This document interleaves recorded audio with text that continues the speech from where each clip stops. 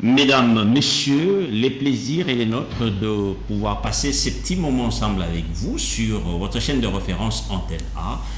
La République nous appelle bien sûr à cet exercice, c'est lui de pouvoir parler dans le sens qui doit en principe orienter pratiquement tout le monde.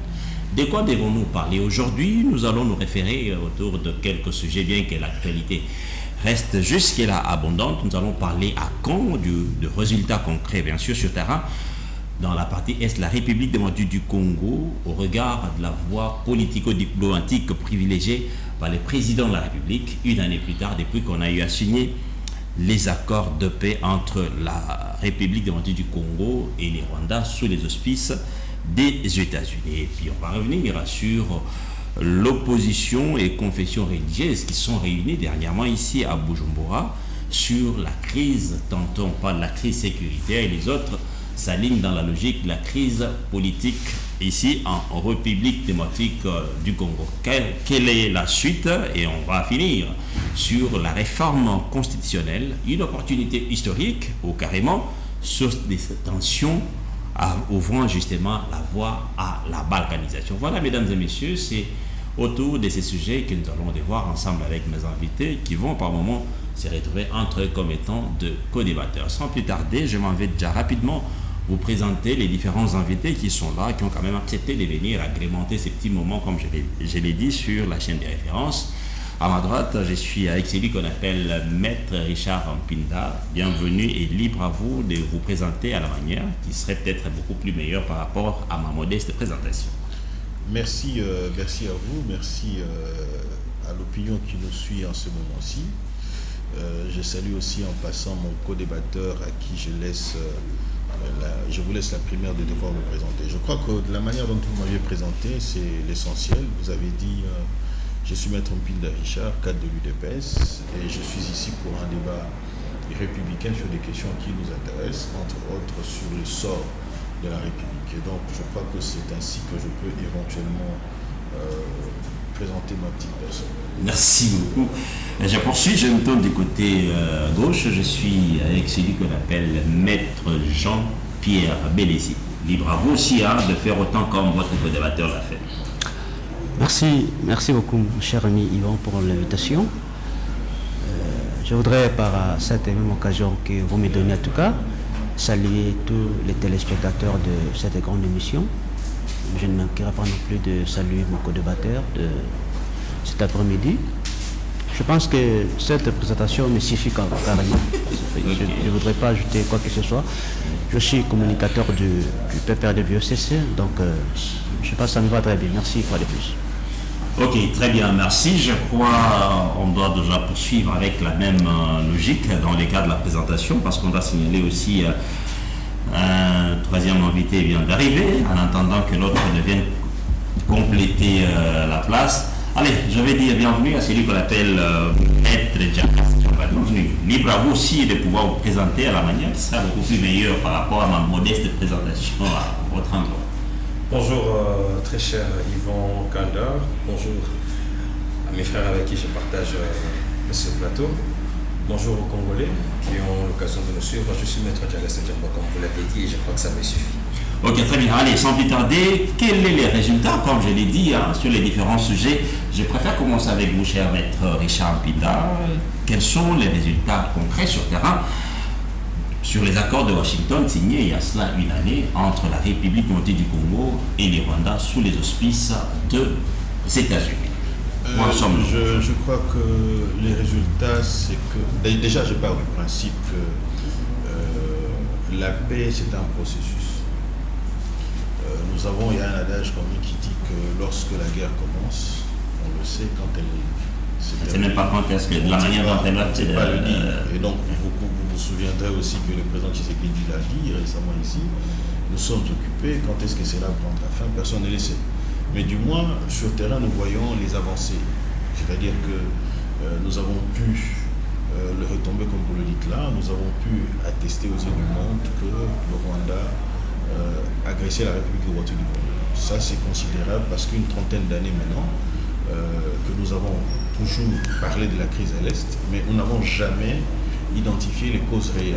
Et aujourd'hui, l'une des causes principales, si ce n'est pas pour ne pas dire la seule à l'est de la République, c'est le Rwanda qui nous agresse. Et donc je vous épargne le fait des raisons économiques et autres, ou des raisons de terre et autres. Mais cependant, ça c'est déjà une avancée telle que le processus continue.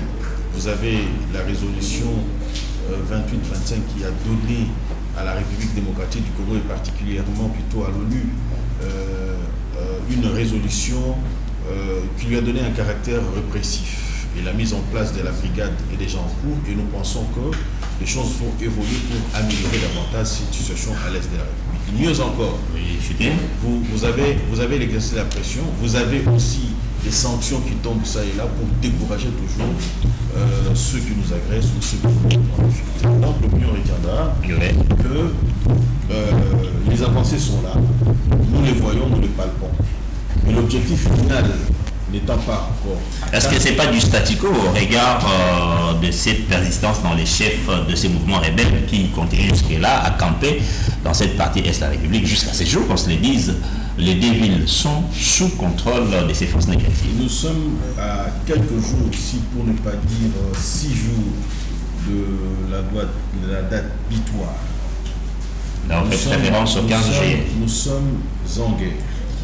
Et qui dit guerre dit tout simplement que les uns et les autres multiplient des stratégies pour éventuellement faire entendre leur voix. Merci. C'est-à-dire qu'il y a une nette évolution. Nous établissons les responsabilités des uns et des autres, et mieux encore, puisque l'accord ne l'a pas interdit, vous conviendrez avec moi que la République démocratique du Congo a même initié une action en justice auprès de la CIJ contre le Rwanda, pour éventuellement continuer toujours à le découvrir. Voilà. Façon de faire pression. Merci beaucoup. Je retourne du côté de mon ami Jean-Pierre Bélessi. J'espère que vous avez suivi votre co-débatteur. Je ne sais pas, est-ce que une année après, la République démocratique du Congo n'est-elle pas déroulée dans la farine sur ces accords avec les États-Unis? Parce que sur terrain, on aurait quand même, à ce net moment, bénéficié de la paix dans la partie est de la République. Quand bien même votre co-débatteur a dit que la paix, n'est qu'un processus.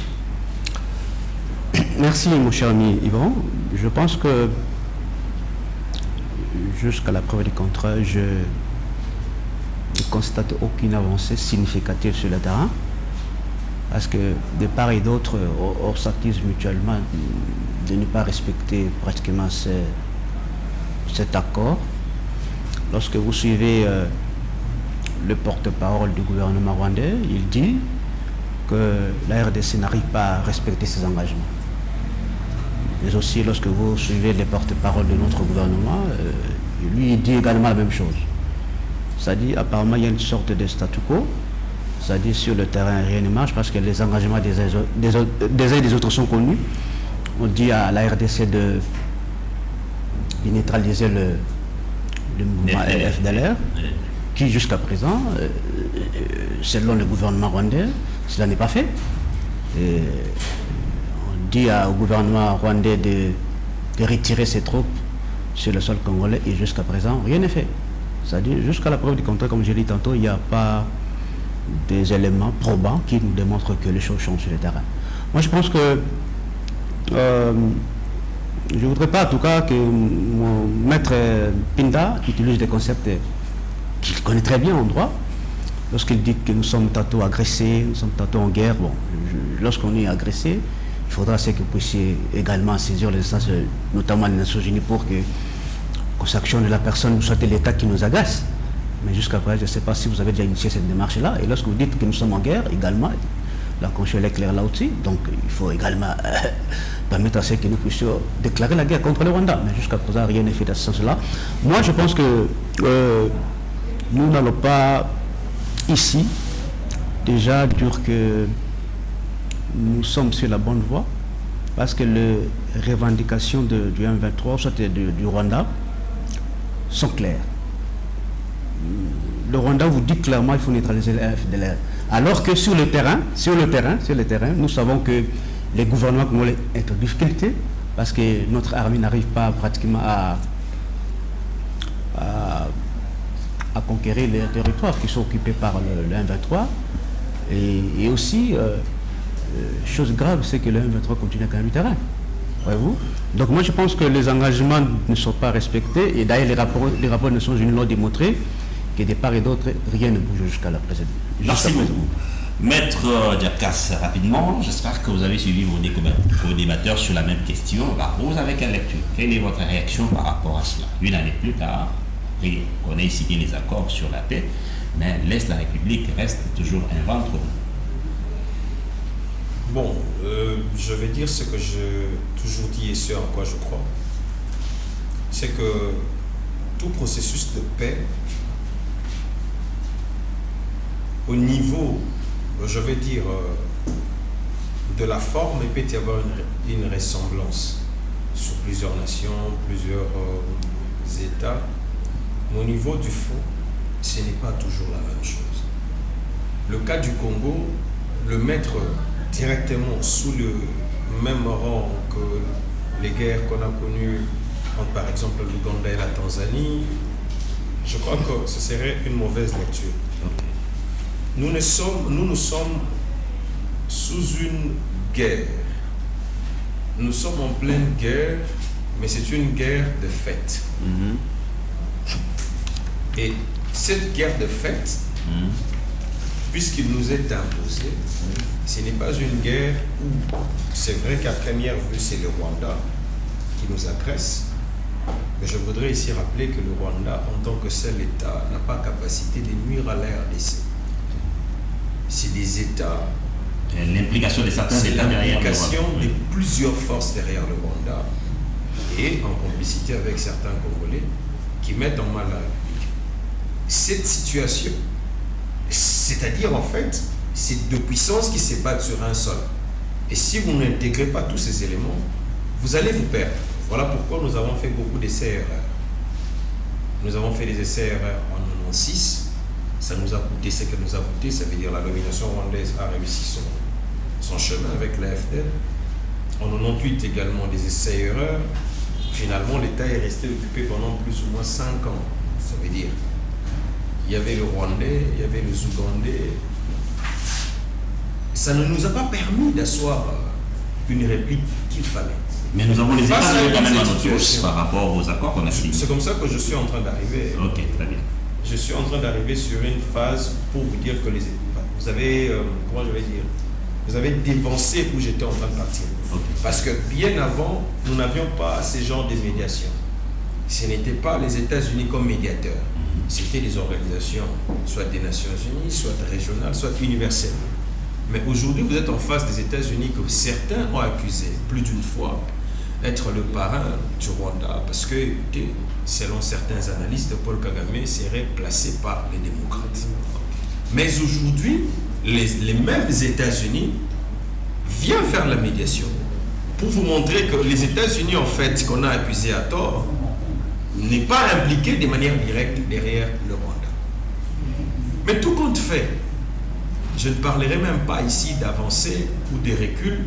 C'est vrai qu'il y a une forme de stagnation qui se présente, mais tout compte fait, je reste moi convaincu d'un seul élément. C'est que la meilleure manière de régler ce qui nous arrive aujourd'hui en RDC, les deux meilleures façons, c'est d'actionner et l'option militaire et de renforcer justement l'axe diplomatique. L'axe diplomatique, nous avons suffisamment, je vais dire, présenté des moyens qu'il fallait. Il y a des résolutions qui sont tombées, il y a des accords de cessez-le-feu qui sont tombés, avec comme résultat où on a épargné les vies humaines, parce qu'il fallait d'abord avant tout épargner les vies humaines, parce que ce qu'il y a guerre, vous savez que ce sont les faibles qui en payent le prix. On a épargné les vies humaines. Mais aujourd'hui, avec cette politique, je vais dire, le talk and fight, il y a pas, on ne peut pas tout dire sur la diplomatie des couloirs, mais la vérité, c'est que la RDC n'a pas reculé. Les mêmes postures de la RDC face à cette agression restent les mêmes. C'est-à-dire, on ne négocie pas avec le Rwanda par personne interposée. Jusque-là, nous avons gardé le cap. C'est-à-dire, on n'accepte pas la domination économique du Rwanda sur notre sol. Nous avons gardé le cap. Parce qu'on a semblé dire que l'accord signé entre les États-Unis et la RDC deal minerai contre la sécurité, donner plus d'avantages au Rwanda. Chose qu'on n'a jamais prouvée, chose qu'on n'a jamais, je vais dire, tracée. Il n'y a pas de traçabilité. Jusque-là, nous gardons le cap. Ça veut dire pas de domination rwandaise sur le plan économique, pas de négociation avec les Rwandais par personne interposée. Il nous reste donc, je vais dire, de désamorcer la phase qui bloque, je vais dire. C'est laquelle? La phase qui bloque, c'est la phase du respect intégral de la résolution 27 septembre. Qui voudrait justement à ce que les troupes rwandaises quittent le sol congolais, fassent leur retrait, qui voudrait également qu'il y ait suppression de toute administration parallèle. C'est donc là où ça n'a pas encore produit des effets, et j'ose croire, avec les éléments en présence que je vois, où la RDC ne recule pas, nous allons vers la concrétisation et le respect de cette résolution. Très bien. Nous avons vu tous ensemble ceux qui sont, entre guillemets, pas entre guillemets, ceux qu'on appelle médiateurs. Ils ont donné même dans le canal de l'un des responsables une date butoir. Ils ont parlé du 15 juillet. Je suis en train d'observer pour voir, mais je reste convaincu qu'il faut actionner les deux. C'est-à-dire et la voie diplomatique, mais également la voie des opérations. Très bien, mais allez, abordons dans les deuxièmes sujets parce que nous allons vraiment nous y atteler sur le troisième sujet qui parle de la réforme constitutionnelle, mais pour le moment, même, nous sommes obligés d'y placer un petit mot par rapport à cette réunion qui s'est tenue du côté de la capitale du Burundi, où on a vu les opposants, et y compris également les responsables des confessions religieuses qui ont pris part justement à cet échange, à cette réunion avec le président Ndayishimiye, président du Burundi, en même temps président d'exercice de l'Union africaine. Allez, vous avez quelle lecture? Cette rencontre était-il justement ce moyen pour désamorcer cette crise, dans le sens où il fallait déjà, au plus tard hier d'ailleurs, qu'il y ait une marche, qu'il devrait plutôt y avoir une marche pour démettre le président Félix en plein exercice de son mandat. Allez, je commence avec vous, je rentre avec vous, Maître Richard, qu'est-ce que j'ai failli Maître Jacas, oui, Maître Jacas, allez, rapidement votre réaction par rapport à cette question. Déjà, l'entrée de jeu, je vous ai entendu parler d'une crise. Bon, je crois qu'il y a ceux qui voudraient qu'il y ait une crise, mais je ne la vois pas. Parce que, de mon point de vue, je ne sais pas si la crise devrait se résumer aux individus ou aux besoins de certains acteurs politiques, ou la crise devait être objective. Parce que moi, je sais que lorsqu'il y a une crise, lorsqu'on parle de la crise politique, il y a une crise au niveau des institutions politiques et non au niveau des acteurs. C'est que sur le barrette, bien sûr, de tous ces opposants. C'est comme ça que je dis, il faudrait nous situer où se situe la crise. Parce qu'au niveau des institutions, aujourd'hui, les institutions qui sont en exercice sont légitimes. Parce que fruit des élections. La crise politique serait à quel niveau? Je ne sais pas, il faudrait commencer par nous les situer, ensuite nous permettre de rebondir pour savoir si effectivement il y a crise ou pas. Et les dialogues qu'on est en train de réclamer, c'est pour quelle finalité? Je vais arriver. Okay. Je vais arriver. Allons-y. Vous parlez du dialogue. Je l'ai toujours dit et je ne le dirai jamais assez. Moi, je crois qu'un dialogue entre Congolais qui voient dans la même direction, c'est-à-dire bouter le Rwanda dehors avec ses marionnettes, c'est un dialogue salutaire. Mais on ne va pas régler une agression rwandaise. Je reste convaincu. Je crois que le président de la République l'a d'ailleurs aussi dit à la conférence de presse. Je reste convaincu qu'une agression rwandaise ne peut pas être réglée par un dialogue avec le Congolais, sauf si, dans la table de négociation, le Rwanda y est représenté par personnes interposées qui sont des Congolais pour la Rwanda. Parce que je ne vois pas par quelle magie et mécanisme, vous, en tant que Congolais, vous vous réunissez ici directement, le Rwanda quitte votre sol. À moins que ce soit le Rwandais par personne interposée qui discute avec vous. Donc, faire du dialogue comme la seule option pour régler la crise, c'est-à-dire il faut dialoguer avec le Rwanda. Or, dialoguer avec le Rwanda, c'est ce qui s'est passé justement aux États-Unis. C'est une médiation qui a été faite parce qu'il y a eu d'un côté dialogue, ça veut dire discussion, pour qu'on arrête les hostilités. C'est ce qui a été fait. Le faire sous le contexte congolais, soit la seule hypothèse qui transparaît de mon point de vue, c'est réunir les Congolais, donner les intelligences à l'appareil de l'État pour mettre le Rwanda dehors. C'est la seule option qui, de mon point de vue, marche. Mais quand vous parlez de Bujumbura, vous semblez parler de la crise, parce que Bujumbura intervient dans un contexte où il programme une marche du 8 juillet, et puis voilà, l'invitation arrive, Et puis c'est allé dans tous les sens. Non, le pouvoir a reculé, c'est allé dans tous les sens. Mais je veux que l'on puisse voir les choses au-delà des individus. Nous voyons ce que représenterait l'État en ce moment. Moi, j'accuse certains opposants d'irresponsabilité. Je veux vous les démontrer. On dit qu'on veut... nous sommes allés au Burundi, on a programmé la marche du 8 juillet avec comme optique... D'aller démettre le président en République. Exact. Allons-y simple, de manière simple. Bon, déjà, je sais, moi, ce que j'ai appris à l'école, c'est que la démission est un acte volontaire.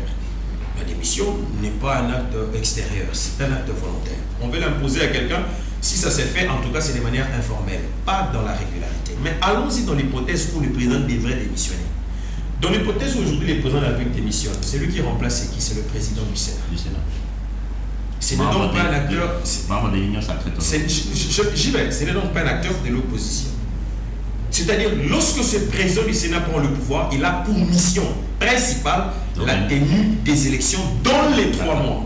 J'ai dit bien dans les 3 mois, principalement dans les 3 mois, sauf exception d'une prorogation. Mais le principal, c'est 3 mois. Prorogation avec 3 mois pour ça va 6 mois. Dites-moi un peu, je voudrais que l'on puisse réfléchir ensemble. En 3 mois, comment vous faites pour organiser les élections dans un État agressé? C'est-à-dire, vous les faites avec quel calendrier?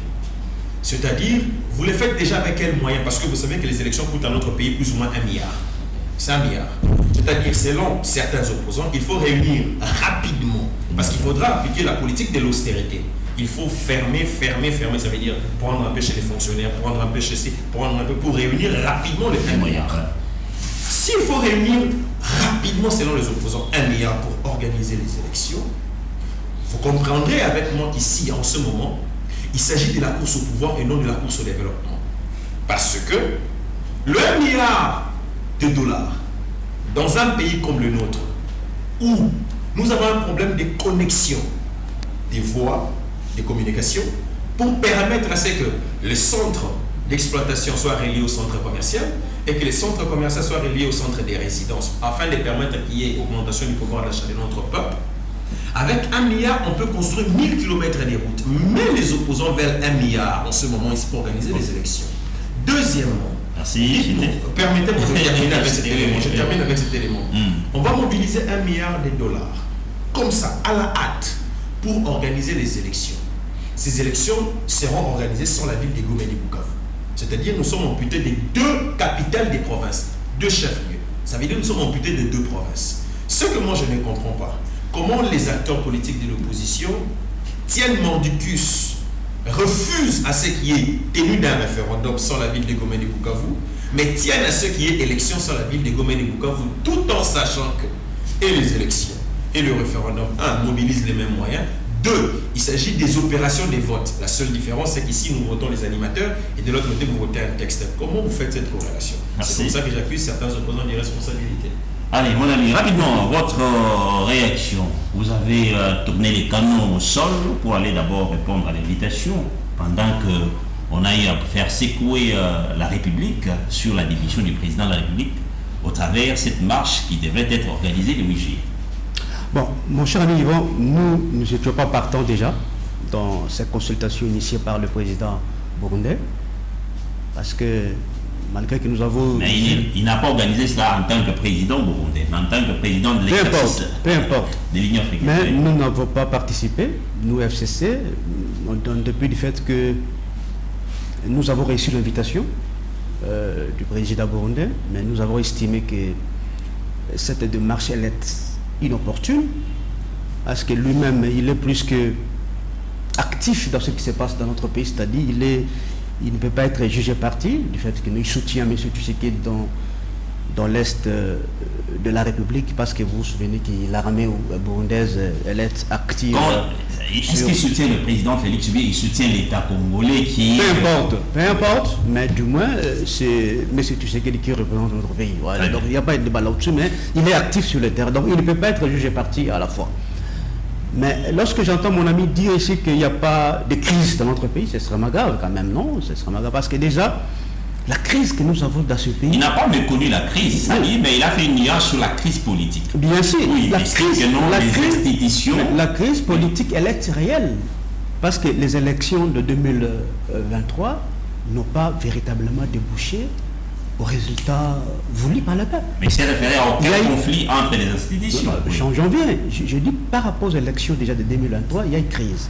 Parce que les résultats de 2023 n'ont pas reflété la volonté du peuple.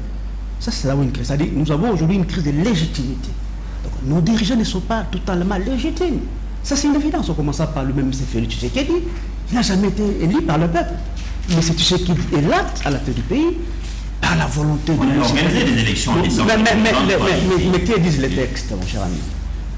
Est-ce qu'on peut organiser des élections pendant 7 jours? C'est là prévu dans quel texte de la République? 7 jours. Où avez-vous l'avis? Les gens prennent des machines à voter, aller avec à la maison et voter au lit à la place du peuple congolais. Est-ce que vous avez on revient dans ce scénario. Donc, la crise, elle est réelle aussi de là. Il y a une crise. Mais aussi, permettez-moi, mais aussi, lorsqu'il y a les accords de Doha, de Luanda, je ne sais pas, Angola, c'était pour quelle raison? S'il n'y avait pas la crise. Donc la crise, elle est multidimensionnelle. C'est-à-dire, aujourd'hui, on ne peut pas faire fi de ce qui se passe dans notre pays. Pas du tout. C'est pourquoi nous plaidons toujours, pour résoudre cette crise-là, il faut passer par un dialogue. Un dialogue sincère et inclusif. Là où tout le monde sera sur la table et parlons république. C'est-à-dire chercher les voies et moyens pour trouver la solution. Puisque vous évoquez les cas du dialogue, mais ces dialogues en principe doivent avoir quel format? Réduit ou bien élargi? Mais tout le monde doit être sur la table. Quand on dit tout le monde, qui et qui? Les acteurs politiques, vous les connaissez. Kabila doit être sur la table, par exemple. Mais il a déjà un problème avec la justice. Quelle justice? Il a été déjà condamné. Mais c'est un procès bidon. C'est un procès bidon qui n'a pas respecté la procédure. Je pense que je suis en face des avocats. Donc, jusqu'à la preuve du contraire, il n'y a aucune preuve qui atteste que Kabila est en connivence avec le 1-23, comme ils le disent. Aucune preuve. Je ne sais pas si vous avez suivi les derniers rapports ici de l'ONU, où on parle du rapprochement entre l'ancien président et les mouvements AFC. Mais les rapports des experts des Nations Unies. Vous les appelez d'ailleurs des experts, c'est-à-dire, sûrement ils ont fouillé. Mais qu'est-ce qui empêche que ces gens-là soient aussi manipulés? Qu'est-ce qui empêche? Je ne le vois pas. Donc moi je pense que jusqu'à la preuve du contraire, il n'y a aucune preuve qui atteste que Kabila soit derrière le 1-23, soit derrière Nanga. Mais seulement nous savons qu'aujourd'hui, Kabila est réclamé par le peuple congolais, c'est pourquoi il y a toutes ces manœuvres-là dans le sens de vouloir les salir complètement. Donc nous le savons. Moi je pense que la crise, comme je l'ai dit tantôt, elle est réelle, mais cherchons le moyen pour trouver la solution à cette crise-là. Alors, pour revenir à ce qui s'est passé à Bujumbura, soit chez le président Ndayishimiye, nous avons dit que nos amis de la C64 sont partis par respect. Parce qu'ils ont dit ça eux-mêmes. Ils sont partis par respect pour répondre à une invitation. Parce que ce qui est vrai, c'est que lorsque les gens semblent minimiser la démarche du 8, et pourtant c'était une démarche qui... Il y avait une motivation qui est réelle, c'est-à-dire chercher la démission de M. Félix Tshisekedi du fait qu'il n'est plus en phase avec cette constitution qui l'a placé au pouvoir, parce que c'est ça la démarche. Comment peut-on comprendre que quelqu'un puisse renier complètement son serment, de respecter la constitution, c'est-à-dire de respecter les documents sur lesquels il avait prêté serment? Donc il y a un problème à ce niveau-là, mon cher ami Yvon. Donc la marche du 8, c'était une démarche qui est constitutionnelle mais aussi opportune. C'est-à-dire tout simplement, on devrait aller dire à M. Tshisekedi, comme vous n'arrivez plus à respecter la Constitution, alors il serait mieux de démissionner. Très bien. Parce que ici, l'acte, j'allais dire, le serment solennel que vous avez porté, le serment solennel que vous avez présenté, ne vous permet pas de renier complètement votre parole. Pas du tout. Vous avez dit de respecter la Constitution, c'est-à-dire 5 ans, parce que vous avez reçu mandat auprès du peuple congolais pour un mandat de 5 ans, vous devez que le respecter. Mais lorsqu'il y a des manœuvres politiciennes cherchant à vouloir esquiver ce serment-là, cette démarche-là, je pense qu'il y a un problème à ce niveau-là, mon cher Yvon. Donc pour nous, M. Tshisekedi doit absolument démissionner. Et moi je dis que nos amis de la C64 ne doivent pas baisser les bras parce que la marche qui est prévue... Sinon, c'est même Richard justement qu'on a en train d'attendre parce que l'élection n'a pas encore... La marche qui est prévue pour le 22, je pense que jusqu'à la preuve du contraire, elle est maintenue. Est-ce qu'elle aura vraiment la même ampleur? Mais pourquoi pas? Parce que je ne vois pas ce qui a changé dans le fond. Donc moi je pense qu'il faut qu'on maintienne cette marche-là pour faire comprendre à M. Tshisekedi qu'il n'est le plus... Est-ce qu'il y avait vraiment l'idéal entre la marche et l'invitation? Mais ils ont privilégié la voie de négociation parce que nous le disons tous, n'est-ce pas? C'est-à-dire ici, permettez-moi de citer par là, c'est-à-dire nous disons tous pour trouver la solution à la crise qui traverse le peuple congolais aujourd'hui, sur le pays. Donc il faut passer par un dialogue. Dans une démocratie, le dialogue doit être permanent. Est-ce qu'il y a une référence dans la Constitution où on fait une mention sur le dialogue? Et au cas où ça ne marche toujours pas, il faut que les acteurs se retrouvent et discutent. Mais est-ce que dans le passé, nous n'avons pas fait ça pour trouver la solution crise de notre pays? Non, on l'a toujours fait. Merci. Donc je pense qu'il est de bonne loi ici que le dialogue puisse être une vertu, c'est une vertu en démocratie, mais aussi doit être permanent pour chercher comment résoudre cette crise que nous traversons dans notre pays. Allez, Maître Richard, la même question je vous la pose avant d'embrasser le dernier sujet. Alors, vous avez quelle lecture? Est-ce qu'on doit s'y attendre aussi à une restriction de la part de ces participants à cette réunion à Bujumbura? Nous n'avons pas pris part à cette rencontre-là, c'est-à-dire nous, la majorité, nous qui sommes au pouvoir. Donc, comment ils apprécient la teneur de comment est-ce qu'ils doivent se comporter, je crois que c'est à eux de le dire. Je ne suis pas de l'opposition, je ne suis pas non plus porte-parole de l'opposition. Mais il y a quand même les représentants de certaines confessions religieuses qui avaient pris part. Vous voulez dire les politiques en soutane? Pas forcément, on a vu aussi Égide Mafia qui est dans les Je risquerais de ne pas répondre sur ce qui avait été dit tout à l'heure là parce qu'il c'est là à représenter de l'intérêt assez considérable. Je crois qu'il a chuté en disant ceci,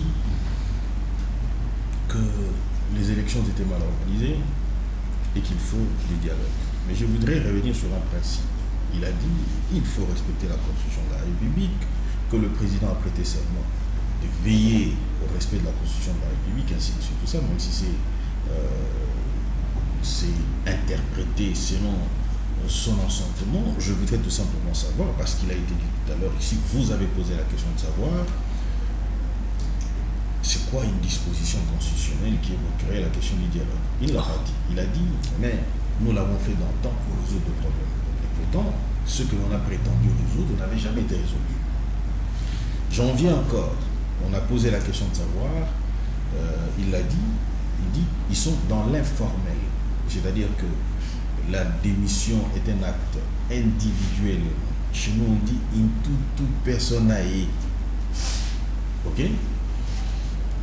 D'où est-ce qu'ils trouvent leur fondement, c'est-à-dire qu'ils nous donnent une disposition de la Constitution qui dit qu'il faut, comment dire, éventuellement aller vers pousser le président de la République à démission. Je vais l'aider à donner la réponse à cette question-là. C'est extra-constitutionnel en dehors de la Constitution. Pourquoi? Parce que au nom du peuple.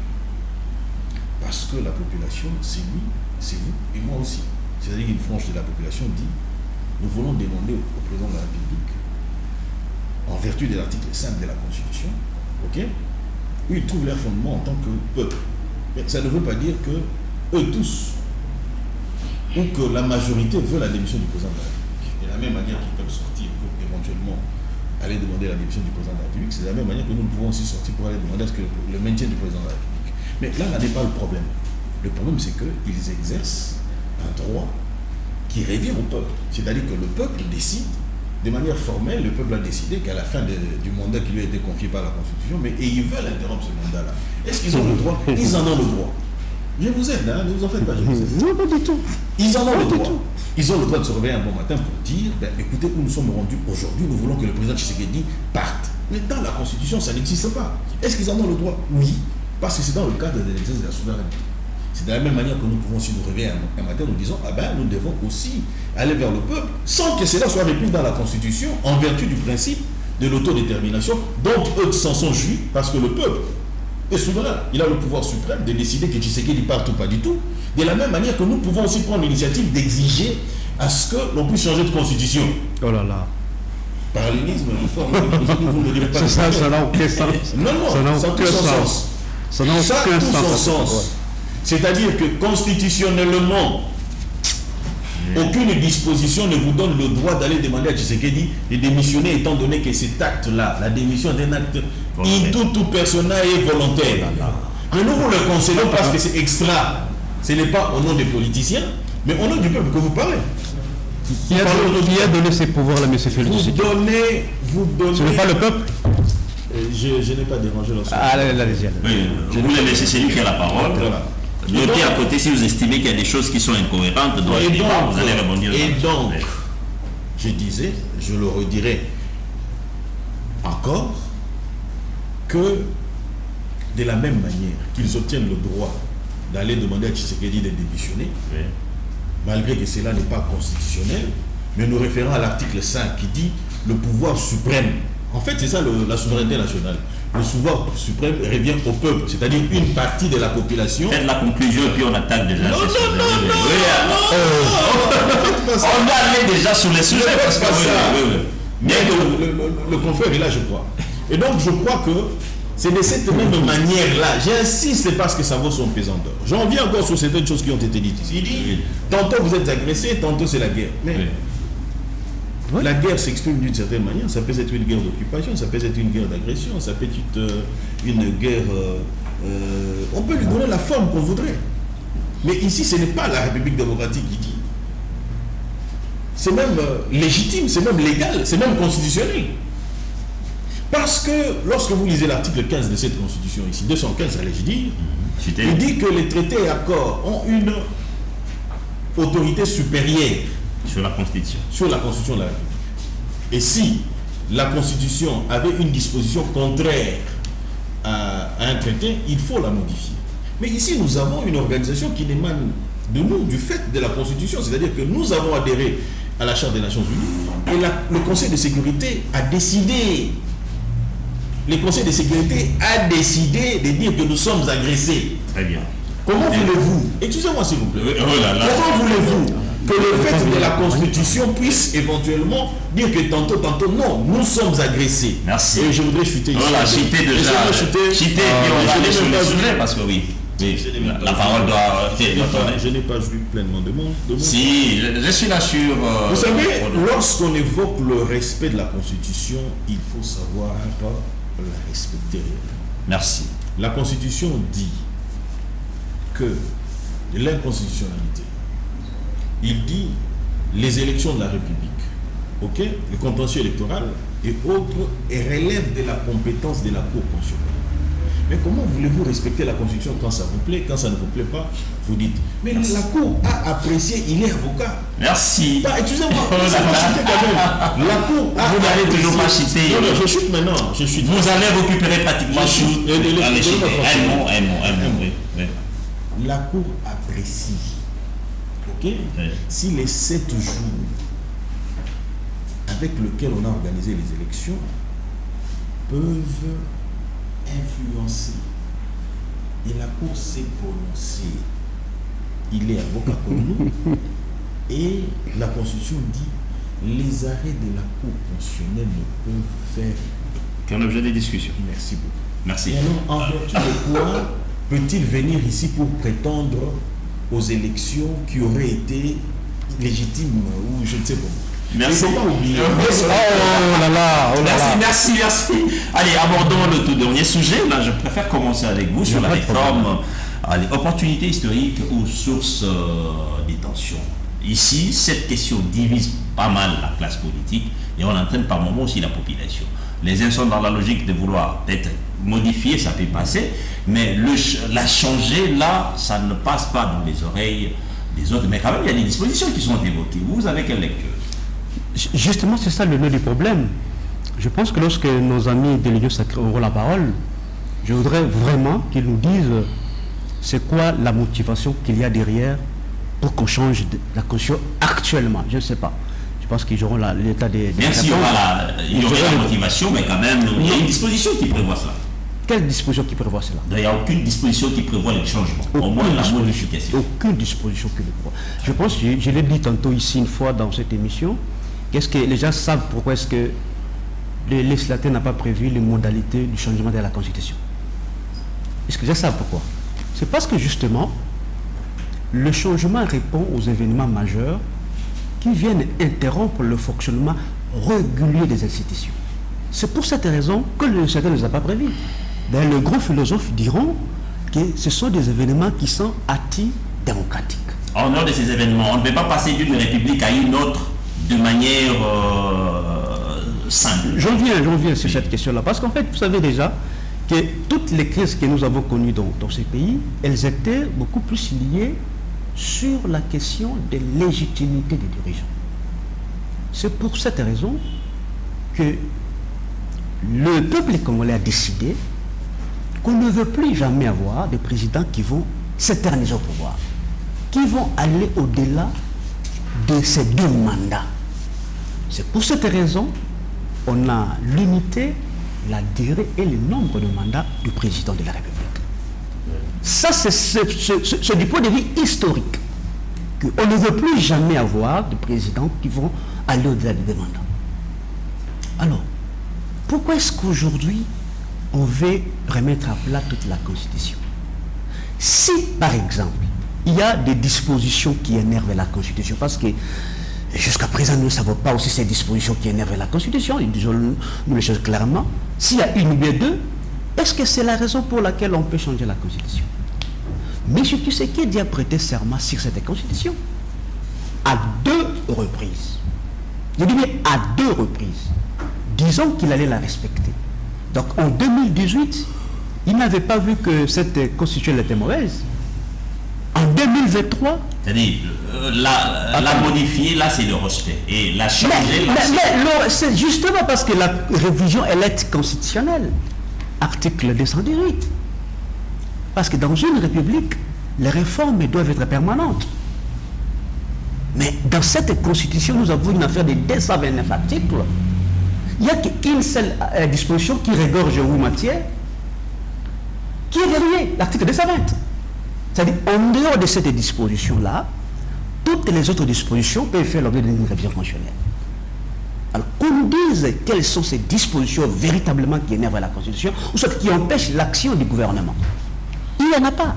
Donc, ce sont là pour des raisons politiciennes, ils le disent, tout le monde de l'Union sacrée, que nous voulons changer la Constitution pour que M. Tshisekedi reste au pouvoir. Ils le disent. C'est que des problèmes de modèle, c'est que des politiciens. C'est-à-dire, ici, les intentions de M. Tshisekedi sont claires. C'est-à-dire, il veut aller au-delà de ces 2 mandats. Vous remarquerez avec moi aussi le forcing qu'il y a eu à l'Assemblée nationale. Est-ce que ce ne sont pas des intentions que vous prêtez? Nous disons justement les actes qu'ils posent. Lorsqu'on fait passer en force la loi sur le référendum, ça nous dit tout. Parce que dans cette constitution, il n'y a que 3 matières qui sont prévues pour le référendum. 3 matières. Lesquelles? Article 2, alinéa 2e de la Constitution. Article 214, alinéa 3e de la Constitution. Article 218, alinéa 3e de la Constitution. Ce sont là uniquement les matières qui peuvent faire l'objet d'une révision constitutionnelle, qui exige des référendums. Il n'y a que ces 3 matières-là. Mais lorsque vous lisez cette loi référendaire, on vient d'ajouter une 4e matière qui ouvre ainsi la brèche au changement de la Constitution. Et ils savent que toute loi doit être conforme à la Constitution. C'est pourquoi il y a le principe permanent. J'étais par là. Oui, c'est pourquoi il y a le principe de conformité des lois à la Constitution. Parce que lorsque vous regardez la hiérarchie des normes, la Constitution vient en premier lieu.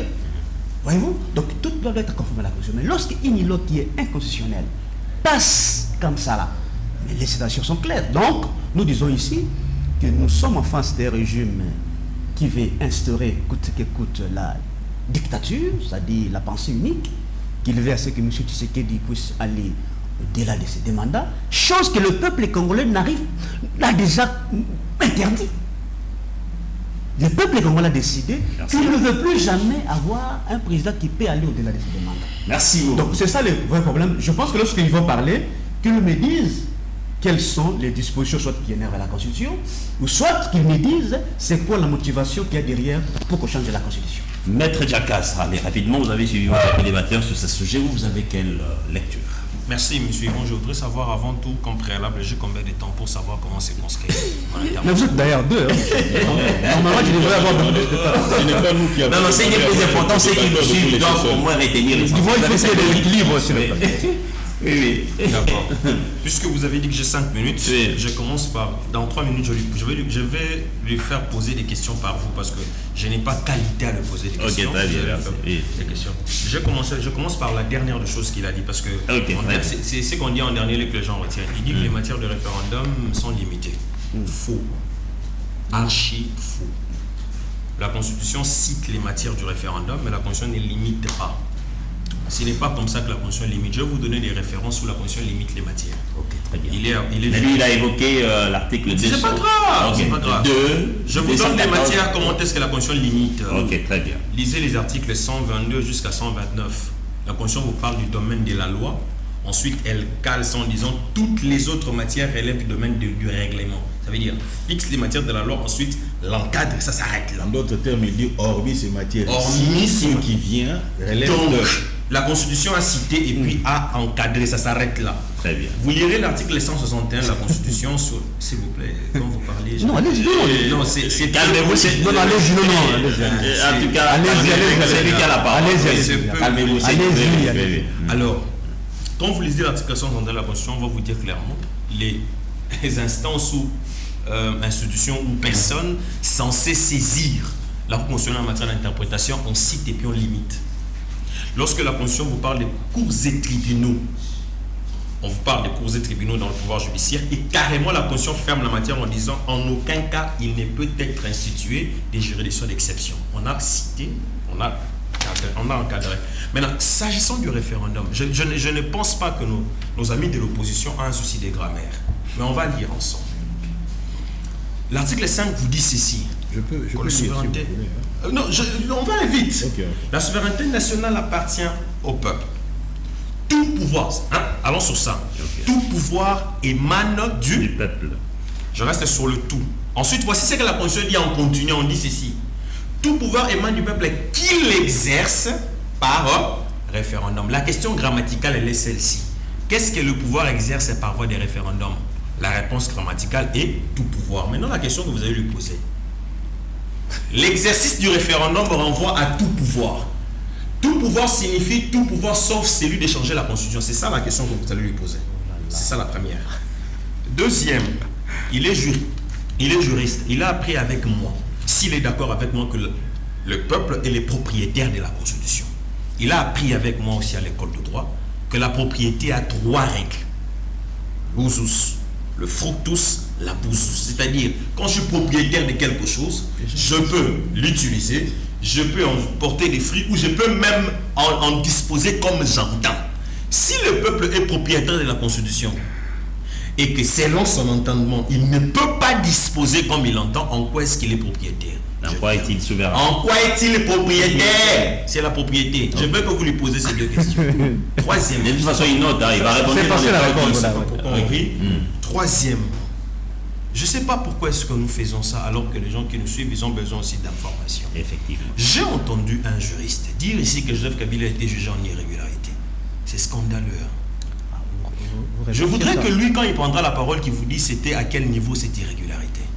Parce que c'est que moi je suivis, j'ai vu un sénateur à vie être jugé conformément aux règles régissant les sénateurs.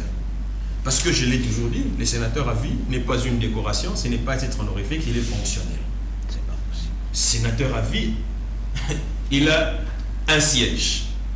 Il peut jouir de tout le droit que sont dévolus à un sénateur. Et ça, ce n'est pas moi. C'est l'article 5 du règlement intérieur du Sénat qui le dit. Le sénateur à vie a tout le droit, on dit tout le droit, veut dire il peut exercer un contrôle parlementaire, il peut faire des lois. Or, une fonction, ou je vais dire un titre honorifique, n'est pas fonctionnel. Un titre honorifique est une décoration. C'est comme on vous dit par exemple, vous êtes docteur honoris causa. Quand vous êtes docteur honoris causa par exemple, vous n'êtes pas docteur à thèse. On ne vous mettra pas dans le lot du docteur, mais vous avez l'honneur d'un docteur.